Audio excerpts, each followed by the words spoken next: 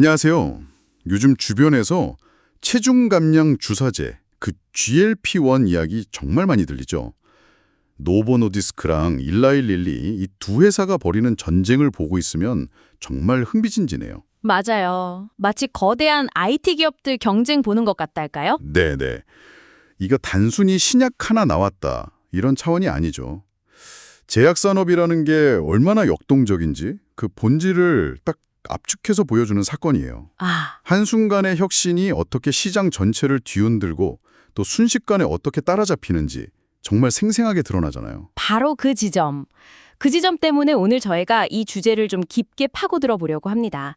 지금 모두의 시선이 GLP-1이라는 화려한 무대에 쏠려 있지만 사실 그 스포트라이트 바로 옆, 그림자에 가려진 곳에서 비슷한 생존 게임을 벌이고 있는 베테랑들이 있거든요. 그렇죠. 이 노보와 릴리의 전쟁에서 보이는 혁신, 추격, 제역전의 사이클.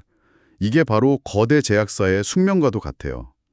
여러분께서도 이 혁신이 산업을 바꾸는 이면, 그리고 그 속에서 새로운 관점을 찾는 여정이 궁금하셨다면 오늘 제대로 찾아오셨습니다. 오늘 이야기의 판을 이해하기 위한 핵심 규칙이 하나 있는데요. 바로 특허 절벽, 영어로는 페이턴트 클리프라는 개념이에요. 특허 절벽이요? 네, 공들여서 쌓아올린 블록버스터 신약의 특허, 이 성벽이 무너지는 순간이죠. 그러면 수많은 복제약들이 밀려 들어오면서 매출이 뚝 떨어지는 현상. 이게 바로 오늘 우리가 살펴볼 기업들이 마주한 거대한 도전이고 어쩌면 기회의 또 다른 이름일지도 모릅니다. 좋습니다. 그럼 먼저 지금 가장 뜨거운 전쟁터, GLP-1 시장 상황부터 구체적으로 한번 들여다보죠. 처음 이 시장의 문을 연 건 분명 노보 노디스크였잖아요. 맞아요, 선구자였죠. 확 바뀌었어요. 제약 산업의 정말 무서운 속도를 보여주는 대표적인 사례죠. 아무리 시장을 개척한 선구자라도 약간의 우위를 가진 후발주자에게 언제든 왕자를 내어줄 수 있다. 이걸 증명한 셈이에요. 네. 영원한 1등은 없다는 거죠. 그런데 여기서 정말 재미있는 반전이 일어나요. 최근에 노보 노디스크가 먹는 알약 형태의 GLP-1 치료제 승인을 받았다는 소식이 들려왔어요. 2026년 초에 출시될 예정이라는데 이건 정말 큰 뉴스 아닌가요? 아주 큰 뉴스죠. 근데 제약업계를 보면 주사제를 경구용 약물로 바꿨다가 효과가 떨어지거나 아니면 부작용이 심해져서 실패하는 경우도 꽤 많지 않았어요. 이게 정말 판도를 바꿀 확실한 카드일까요? 아주 날카로운 지적이세요. 실제로 그런 우려가 많았죠. 하지만 이번엔 좀 다릅니다.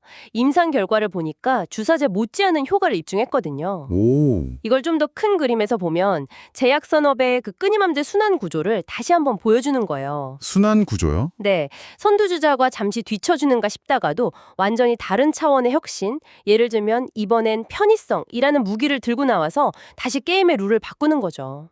월스트리트의 평가가 좋았다가 나빠졌다 하는 이 사이클의 본질이 바로 여기에 있어요. 그렇군요. 결국 이 혁신, 추격, 재역전 사이클이 GLP-1 시장만의 이야기가 아니라는 말씀이시네요. 자, 그럼 모두가 이 화려한 전쟁에 열광할 때 우리는 한 발 물러서서 지금은 잠시 주춤하지만 다음 파도를 준비하고 있는 다른 베테랑들을 살펴볼 시간입니다. 오늘 저희가 주목할 세 기업, 바로 화이자, 브리스톨 마이어스 스퀴브, 그리고 머크입니다. 이 세 회사의 공통점은 앞서 말씀드린 특허 절벽이라는 거대한 파도 앞에 서 있다는 거예요. 수년간 회사의 기둥 역할을 했던 블록버스터 약물의 특허 만료가 임박했거나 이미 시작됐죠. 월스트리트가 이 기업들을 불안하게 보는 가장 큰 이유고요. 네네. 하지만 여기서 정말 흥미로운 패턴이 보이지 않나요? 월스트리트는 항상 다음 분기 실적에만 집중하잖아요. 그렇죠. 단기적이죠. 그래서 특허 절벽 같은 단기적인 악재에 좀 과민 반응하는 경향이 있어요. 바로 그 시야의 차이가 우리가 오늘 이야기하는 기회의 본질일 수 있다는 겁니다. 자, 그럼 이 세 기업이 각자 어떤 게임을 하고 있는지 한번 들여다보죠.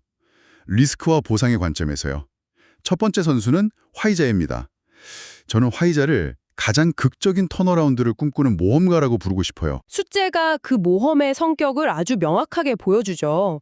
6.8%라는 배당 수익률은 굉장히 매력적으로 들려요. 높네요. 하지만 그 이면을 들여다보면 배당 성향이 100%를 훌쩍 넘어요. 잠시만요. 배당 성향이 100%가 넘는다고요? 네. 그건 회사가 번 돈을 한 푼도 남김없이 전부 배당으로 주고 심지어는 원래 있던 돈까지 깎아먹고 있다는 뜻이잖아요. 이건 정말 위험 신호 아닌가요? 이래도 괜찮은 건가요? 그렇죠. 지속 가능성에 대한 의문이 들 수밖에 없는 상황이에요. 주가도 고점 대비 반토막이 났고요. 문제도 명확해요. 자체 개발하던 GLP-1 신약은 실패했고 다른 핵심 약물들의 특허 만료는 코앞으로 다가왔죠. 말 그대로 사면초가에 몰린 겁니다. 그런데 이런 위기 상황에서 화이자의 다음 행보가 정말 흥미롭더라고요. 맞아요. 이들의 대응 방식이 바로 관전 포인트예요. 위기에 처하자마자 엄청나게 발빠르게 움직이고 있어요. 자체 개발이 실패하자마자 유망한 GLP-1 후보 물질을 가진 회사를 수십조 원을 들여서 그냥 인수해버렸죠. 와, 그걸로도 모자라서 약이 승인되면 거대한 중국 시장에 바로 유통할 수 있도록 현지 회사랑 파트너십까지 맺었어요. 생존을 위해 할 수 있는 모든 걸 다 하고 있는 셈이에요. 투자자의 입장에서는 정말 시간과의 싸움이겠네요. 네네. 특허 절벽 때문에 매출이 깎여나가는 속도, 그리고 새로 인수한 신약이 그 빈자리를 채워주는 속도, 이 둘의 경주에서 어느 쪽이 이기느냐에 모든 게 달린 거잖아요. 정확해요. 그래서 고위험 고수익이라는 표현이 딱 들어맞죠. 이 과감한 베팅에 성공한다면 지금의 주가는 다시 보기 힘든 기회가 되겠지만 실패한다면 배당 삭감 같은 더 큰 고통이 따를 수도 있어요. 그야말로 모 아니면 도에 가까운 전략이네요. 그렇죠. 알겠습니다. 그러니까 화이자는 그야말로 한 방을 노리는 고위험 도박에 가깝다. 그런데 만약 여러분께서 그 정도의 변동성은 감당하기 어렵다고 생각하신다면 조금 더 안정적인 대안이 있을까요? 그게 바로 두 번째 선수, 브리스톨 마이어스 스퀴브, 줄여서 BMS가 될 수 있겠네요. 네, BMS는 위험과 보상의 균형을 맞추려는 전략가 타입으로 볼 수 있어요. 배당 수익률은 4.6%로 여전히 매력적이고 배당 성향은 85% 수준으로 화이자보다는 훨씬 안정적이죠. 아, 85%면 그래도 좀 낫네요. 네, 주가는 고점 대비 약 30% 정도 하락한 상태고요. BMS도 핵심 항암제인 레블리미드랑 포말리스트, 이 특허 만료라는 큰 숙제를 안고 있잖아요.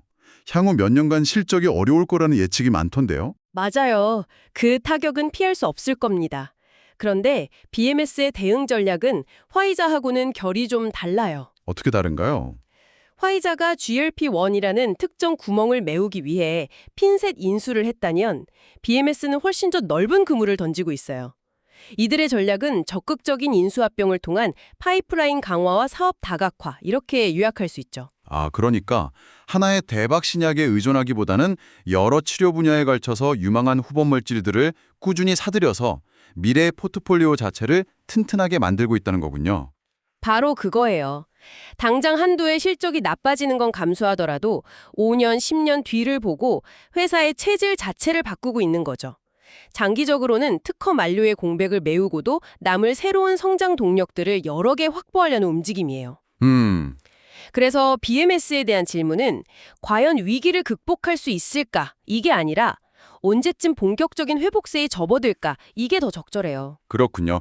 화이자보다는 안정적이지만 인수한 신약들이 성공적으로 시장에 안착하기까지는 어느 정도 인내심이 필요한 경우다. 이렇게 정리할 수 있겠네요. 맞습니다. 다각화 전략이 빛에 발하기까지 시간이 걸리니까요. 네, 그래서 균형 잡힌 선택지라고 부르는 거고요. 자, 그럼 마지막 세 번째 기업, 머크로 넘어가 보죠.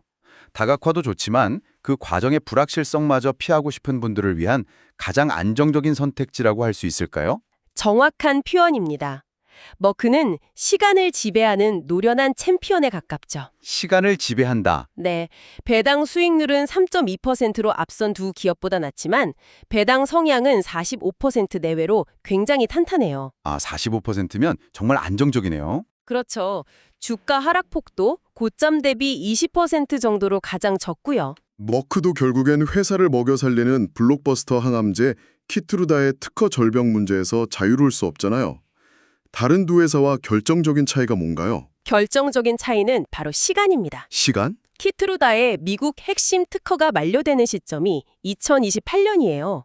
화이자나 BMS보다 몇 년의 시간을 더 벌어놓은 셈이죠. 아, 그런데 여기서 정말 흥미로운 건 머크가 이 시간을 그냥 흘려보내는 게 아니라 아주 영리하게 활용하고 있다는 점이에요. 시간을 활용한다고요? 어떤 방식이죠? 두 가지 전략을 동시에 쓰고 있어요. 첫째, 2030년대 초반까지 유효한 국제 특허들을 방패막이로 활용하고요. 둘째, 이게 진짜 핵심인데 기존 키트루다의 투여 방식을 바꾸거나 다른 약물과 함께 쓰는 새로운 치료법을 개발해서 특허 보호 기간을 2030년대 후반까지 연장하려고 하고 있어요. 잠깐만요. 그건 거의 규칙을 교묘하게 이용하는 것처럼 들리는데요. 하하. 같은 이야기지만 사용법이 다르니 새로운 특허를 줘 라고 주장하는 거잖아요. 그게 정말 법적으로 가능한가요?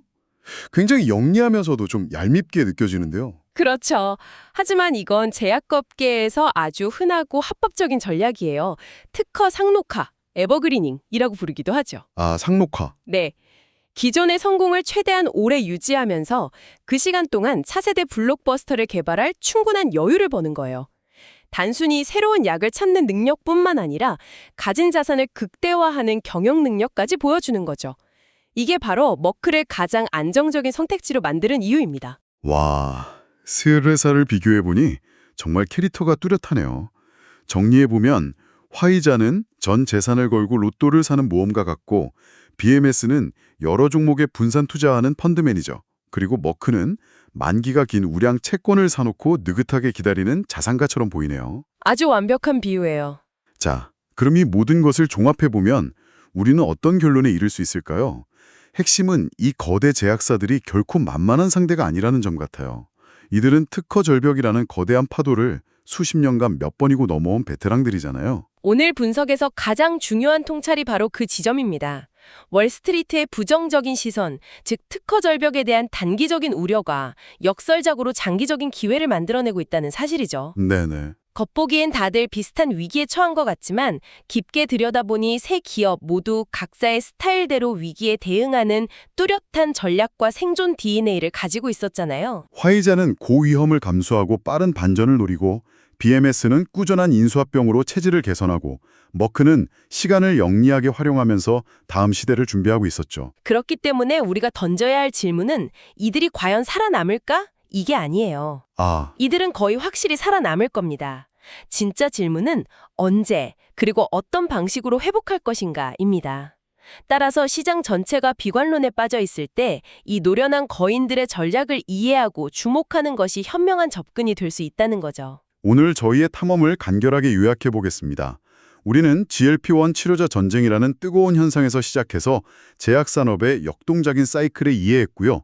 이를 바탕으로 시장의 관심에서 벗어나 있는 세 거인, 화이자, BMS, 머크를 각기 다른 위험과 보상의 프로필을 가진 기회로 심층 분석해 보았습니다. 여기서 이야기를 끝내기 전에 여러분께서 스스로 더 깊이 생각해 볼 만한 질문을 하나 던지면서 마무리하고 싶어요. 오, 좋네요. 우리는 오늘 이 기업들이 만료되는 특허 매출을 대체하기 위해서 어떤 노력을 하는지에 초점을 맞췄잖아요. 네. 하지만 여기서 한 걸음 더 나아가 이런 질문을 던져보면 어떨까요? 블록버스터 신약 하나의 기업의 운명이 좌우되는 이 산업에서 진정으로 지속 가능한 장기 전략은 과연 차세대 블록버스터, 즉 또 다른 홈런 하나를 찾아내는 것일까요?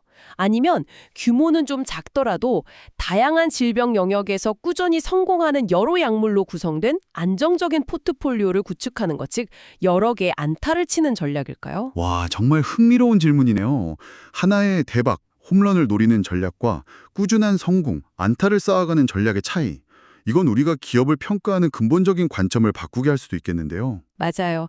앞으로 이 기업들의 인수합병이나 연구개발 방향을 보실 때 이들이 홈런을 노리는 건지 아니면 안타를 늘려가려는 건지 한번 구별해 보세요.